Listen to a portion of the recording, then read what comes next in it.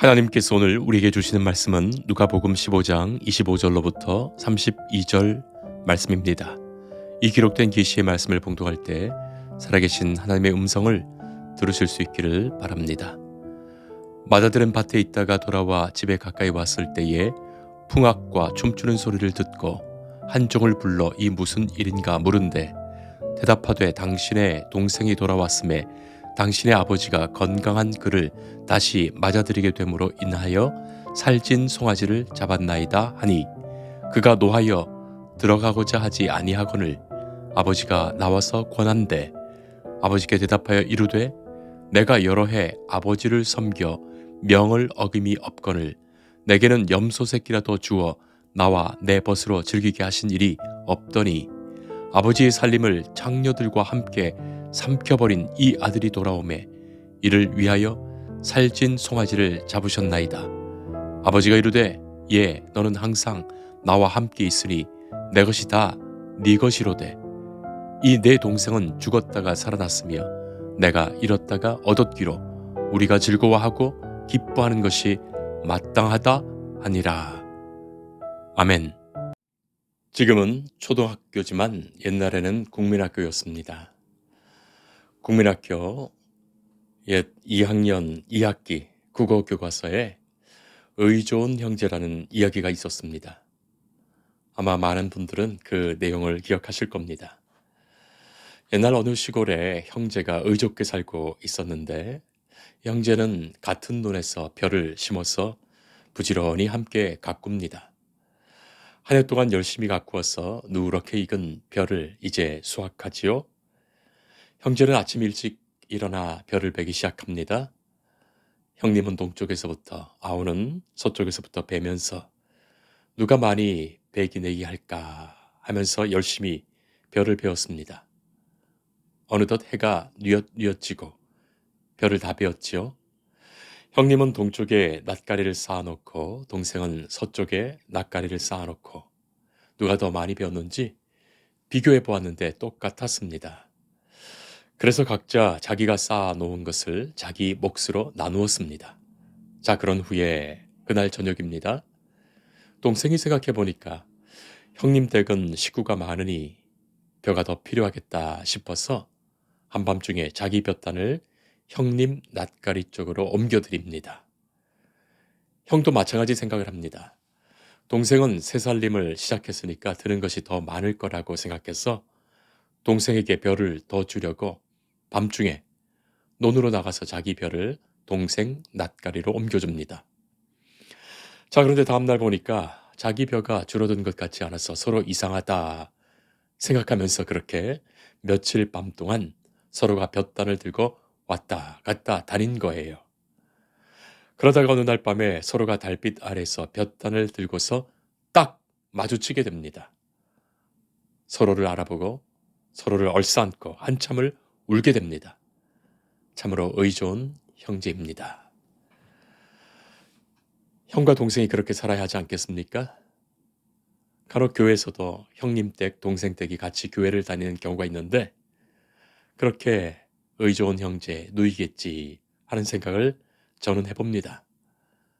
그런데 사실 현실에서는 형과 동생의 관계가 그렇게 의좋게 지내는 것만은 아니지요.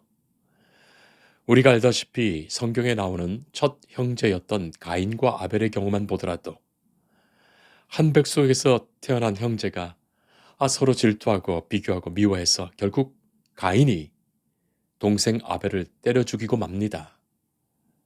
야곱도 마찬가지입니다. 형을 속이고 형에게 미움을 받아서 형을 피해서 일평생 도망 다녔습니다. 그리고 요셉은 형들이 노예 상인에게 팔아버렸어요.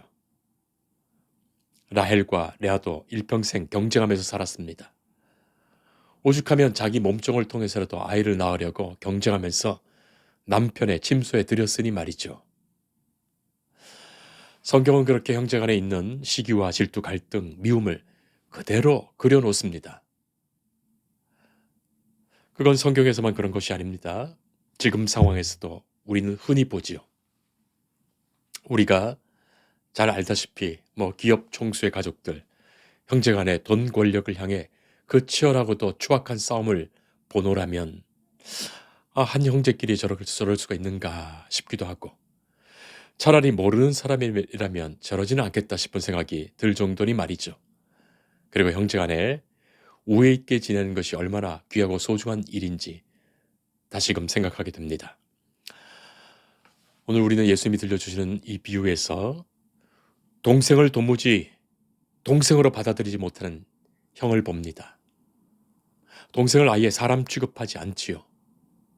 둘 사이에 원래부터 그랬는지는 알 수 없지만 동생이 아버지에게 자기 유산 받아서 집을 나갔다가 허랑방탕하여 다 탕진하고 이제 겨우 목숨만 건지고 거지꼴로 돌아왔는데 형은 아예 쳐다보려 하지도 않습니다. 예수님의 비유 이 이야기에서 아버지는 이 동생 둘째 아들을 깨끗이 용서하고 따뜻하게 받아주십니다. 잃어버린 생명, 다시 찾은 아들을 위해 잔치를 벌이죠. 돌아온 동생 둘째는 아무 말도 하지 못합니다. 아버지가 이렇게 다시 아들로 맞아주시니 무슨 말 하겠습니까? 사람이 염치가 있어야 하는 것 아니겠어요? 오직 아버지의 용서와 그 은혜 앞에 고개를 숙이고 눈물만 흘릴 뿐입니다. 자, 그러나 형은 할 말이 많습니다. 불평이 많습니다. 동생에게뿐만이 아니라 아버지에게도 할 말이 많아요. 사랑하는 성도 여러분, 예수님께서 이 비유를 들려주시는 배경에는 바리새인들과 서기관들이 있어요. 예수님이 세리와 죄인들을 영접하고 음식을 같이 먹는다고 이 바리새인들과 서기관들이 예수님에 대하여 수근수근거립니다. 자, 그 모습에서 예수님이 주신 비유의 말씀이 오늘의 이 말씀이에요. 우리는 예수님의 비유에서 잃어버린 두 아들을 보게 됩니다. 하나는 집을 나가서 잃어버렸던 아들이고 또 하나는 집안에서 잃어버린 아들입니다. 형은 집을 나가지는 않았지만 사실상 아버지로부터 떠나 있는 잃어버린 또 다른 아들, 진짜 잃어버린 아들 아니겠습니까? 진짜 불쌍하게도 둘째 아들은 자기가 얼마나 아버지에게 큰 잘못을 했는지 알고 있는데 그래서 고개조차 들지 못하는데 이 첫째 아들은 조금도 그런 태도가 아닙니다. 오히려 아버지에게 항의하는 아들이죠. 우리는 이 비유의 이야기의 세 번째 장면을 봅니다. 자, 큰아들이 들에서 집으로 돌아오지요? 들에서 돌아왔다는 말은 열심히 집안일을 돌보고 있었고 수고를 다하고 있었다는 것을 암시합니다. 그런데 집 가까이 왔을 때 자기 집에서 나오는 잔치 소리를 듣게 됩니다. 풍류와 춤추는 소리, 노래 소리예요. 잔치 소리입니다. 찬양 소리입니다. 심포니아라고 쓰여진 이 단어는 합창을 표현합니다. 큰아들이 집에 와서 이게 무슨 일인가 했는데 그때 마침 한 사람이 나와서 말해주지요. 당신의 동생이 돌아와서 당신의 아버지가 건강한 그를 다시 맞아들이게 되어서 살찐 송아지를 잡았다.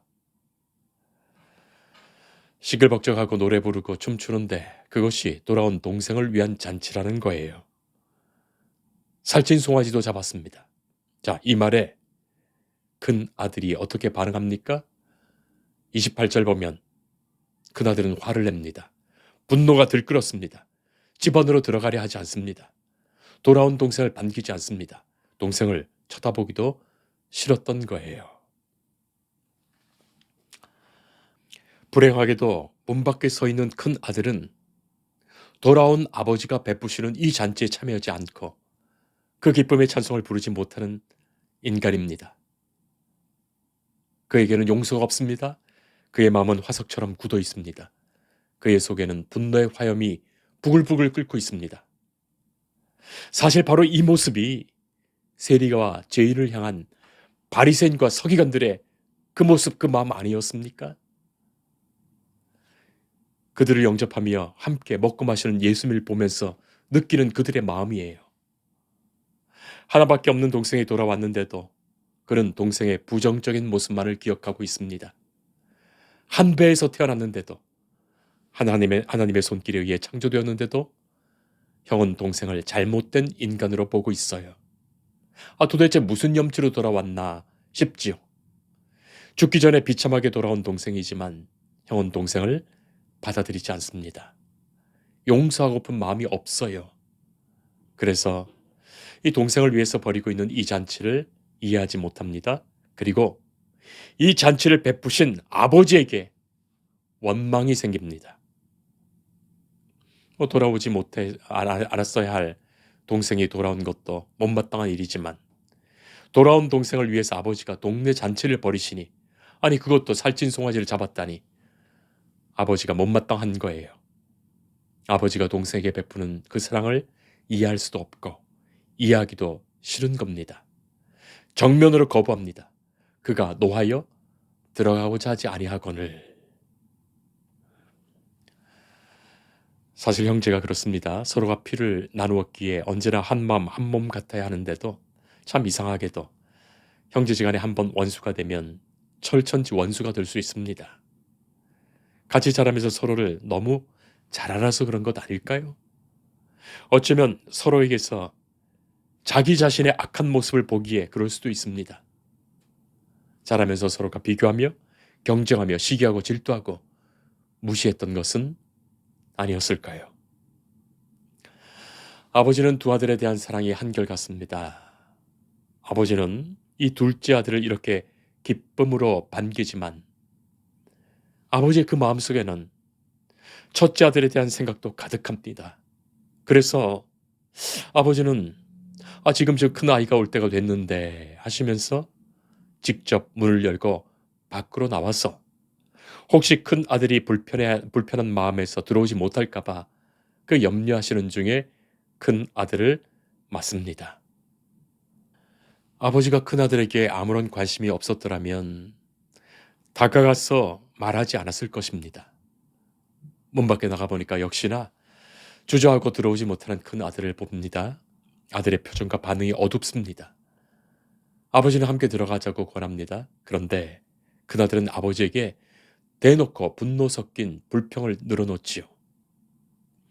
내가 여러 해 아버지를 섬겨서 아버지의 말씀이나 명을 어김이 없었는데 내게는 염소 새끼라도 주어서 나와 내 벗으로 즐기게 하신 일이 없더니 아버지의 살림을 창기와 함께 먹어버린 이 아들이 돌아오니 이렇게 살찐 송아지를 잡았습니까? 그것이죠. 그나들은 자기 자신의 공로를 내세워가며 아버지에게 화를 내고 있습니다. 아버지를 섬겼고 아버지의 명을 지켰고 아버지와 함께 했는데 내게는 염소 새끼도 잡아주지 않더니 저 못된 동생에게는 살찐 송아지를 잡을 수 있냐고 따진 거예요.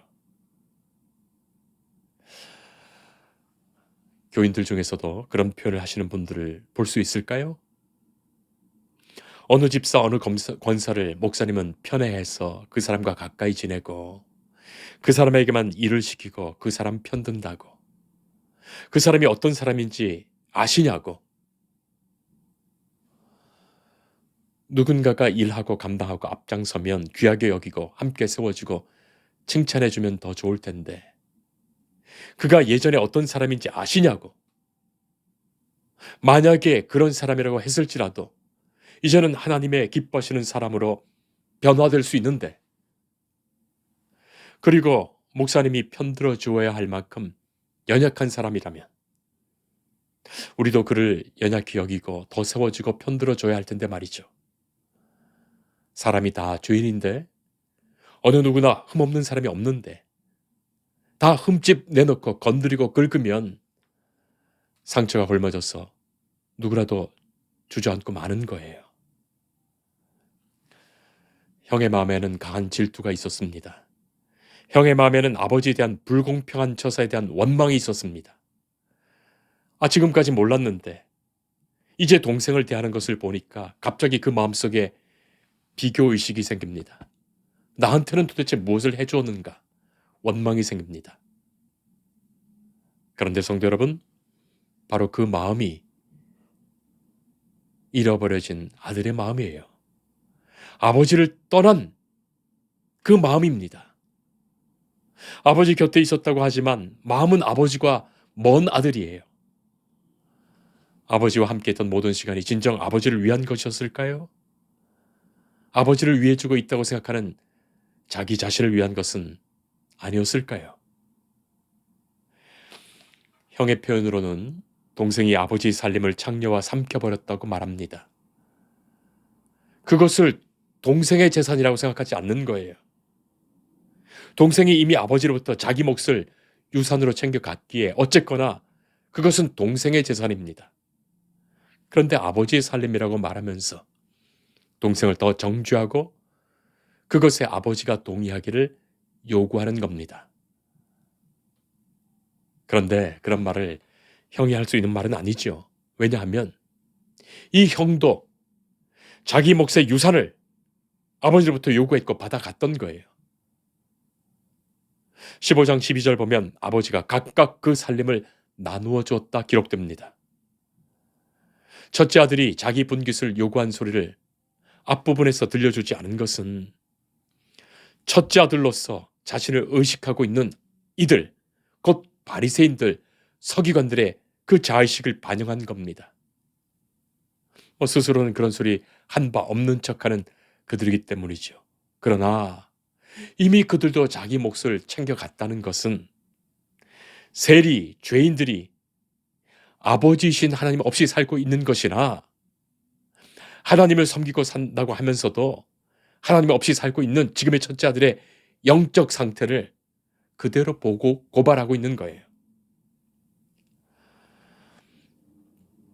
그리고 아버지의 대답이 너무나 자유롭게 번역되어서 조금 뉘앙스의 문제가 있습니다. 현대 성서학자들 중에서는 이 구절을 부정적으로 읽어야 한다고 제안합니다. 31절을 시작하면서 대로 시작하는데 그러나라는 말이에요. 우리 성경에는 이 접속사를 생략해서 앞문장과 전혀 다른 분위기를 번역하지 못한 거예요. 만약에 바르게 번역한다면 이런 번역이 됩니다. 그러나 얘야, 네가 항상 나와 함께하였다니 내 것은 다 네 것 아니냐? 조금 더 의역하면 이렇게 번역할 수 있습니다. 얘야, 너는 항상 나와 함께 있었다고 말하는구나. 내 것이라고 말하고 있지만 다 너의 것이라고 생각하고 있지 않니? 너는 나와 항상 함께 있었다고 하지만 네 마음은 그렇지 않다 하신 거예요. 네가 몸으로는 나와 같이 산다고 하지만 네 마음에서는 너는 나와 같이 살고 있지 않다 하신 거예요. 그리고 이 재산이 아버지의 것이라고 말하지만 이미 다 네 것이라고 생각하지 않느냐 하신 겁니다. 아버지의 재산을 동생 몫, 형 몫으로 나눴으니 지금 이 집에 있는 이 재산은 다 자기 것이라고 생각하는 거예요. 그러니 아버지가 송아지 잡는 것이 아까운 거예요. 자기 것이니 말이죠. 아버지는 물질에 관심이 없습니다. 아버지는 천하의 물질보다 더 귀한 생명을 보고 있습니다. 죽었다가 살아난 생명을 보십니다. 죽었다가 살아났고 잃었다가 얻게 된 생명을 기뻐하시며 누구든지 아버지에게 진정으로 회개하고 돌아오는 자, 아버지의 마음을 아프게 했고 아버지께 죄를 지었기에 아버지의 아들이라 하지 않더라도 품꾼의 하나 종이라도 괜찮으니 받아주옵소서. 바로 그 마음일 때 아버지는 아니다. 너는 내 아들이다. 너는 내 사랑하는 아들이다. 기쁨으로 그를 맞으시며 세워주시는 거예요. 네 동생은 죽었다가 살아났으며 내가 잃었다가 얻었다. 우리가 즐거워하고 기뻐하는 것이 마땅하다. 성도 여러분, 하나님이 마땅하다 여기시는 그것을 우리가 함께 마땅하게 여길 수는 없단 말입니까? 하나님이 마땅하다고 여기시는 그것을 마땅히 여기지 못하는 자, 못마땅하게 생각하는 자, 알고 보면 그들이 다 아버지를 떠난 자, 아버지를 잃어버린 자예요. 하나님이 마땅히 여기심을 우리가 마땅히 여기는 그것이 믿음이고 그것이 하나님의 뜻이고 그것이 은혜 받은 사람의 마음이에요. 그가 하나님을 사랑하는 사람이에요. 우리의 비판으로는, 우리의 원망으로는 결코 우리가 스스로 의로울 수 없습니다. 우리가 다 죄인 되었습니다. 그것 잊지 말고 이제는 하나님이 마땅히 여기시는 그 기쁨, 잃었던 생명, 죽었던 생명, 그 생명을 다시 구하며 살리는 이 일에 기쁨으로 함께 누리는 그 마음이 회복될 수 있기를 바랍니다. 하나님이 마땅히 여기시는 그 기쁨에 우리가 함께 기뻐할 수 있는 믿음의 사람이기를 축복합니다. 기도하겠습니다. 주님 감사합니다. 우리가 하나님의 마음을 다 헤아리지 못하고 그 마음으로부터 멀었던 이뤄진 자들이었습니다. 아버지의 마음을 기억하며 아버지의 축복을 감사하며 아버지의 기쁨에 함께하는 주의 자녀로 살게 하옵소서. 나의 생명을 살리신 하나님, 내게 참된 감사와 기쁨을 주신 하나님, 잃어진 생명을 다시 찾아 회복하시는 아버지의 마땅한 기쁨이 우리의 기쁨과 우리의 사명 되게 하옵소서. 아버지가 사랑하시며 생명 살리시는 그 누구도 우리가 미워하지 않고 비난하지 않도록 내가 주께 사랑받고 있음을 더 많이 기뻐하며 간직하며 고백하며 살게 하옵소서. 예수님 이름으로 기도합니다. 아멘. 주님을 늘 믿으며 그 손을 의지하고 내 몸과 마음을 바쳐서 끝까지 충성하리.